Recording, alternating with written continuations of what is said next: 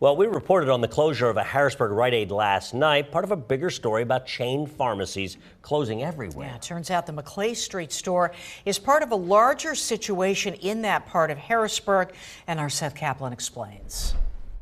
We moved here 6 years ago before COVID. Pooja Gellerman, who flagged us down Thursday while we were working on a story about a Rite Aid closure, to point out a lot else that has gone wrong along this stretch of Maclay Street in what is sometimes called the Old Uptown neighborhood of Harrisburg. This section here where Rite Aid's closing, and there's a auto shop here that closed in the past year. Never mind the sign. You won't have much luck trying to get an inspection here. Also for years now. There's a laundromat on the corner. It's been blighted. It said coming soon since then. We reached the property owner, who said he does still have plans to reopen, but didn't elaborate. It shouldn't be that way for those of us who have kids here and want to enjoy the spaces. Honestly, I've seen more businesses closing, and it's like the whole area is kind of dying. I would like to see more life coming back into this area. Then there was Mother's Subs, here for decades, closed earlier this year after one of the owners died. That's nobody's fault, but what about a once promising development called Atlas 1923?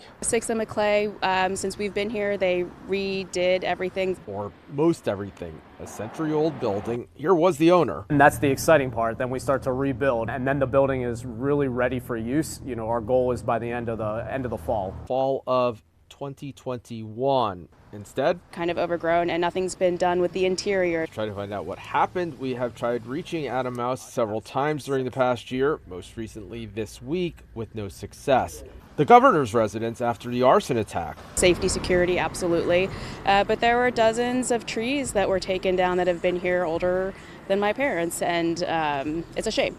It changes the whole atmosphere along Front Street. The governor's office tells us as part of the restoration work, arborists assessed and took down diseased trees whose branches could have fallen. It says once the work is done, the property will be welcoming and a lot like how it used to look, other than additions like an anti-climb fence. That's a state matter, and the city directly can't stop a business from opening or keep it from closing. But some of the blight? However the city sees fit for what accountability looks like. We've reached out to the city. Brian Hamilton, from here, moved away years ago. But I'm back in Harrisburg now. And trying to remain optimistic. I like the area. In Harrisburg, Seth Kaplan, ABC 27 News. Hi, I'm Eric Finkenbinder from ABC 27. We're excited to announce the new ABC 27 News Plus app. Live stream newscasts or watch content on demand. This is different than the ABC 27 app on your smartphone. You can check this out at home, and it's very easy to use. With a Fire Stick, go to the homepage, scroll down to search. From there, enter ABC 27.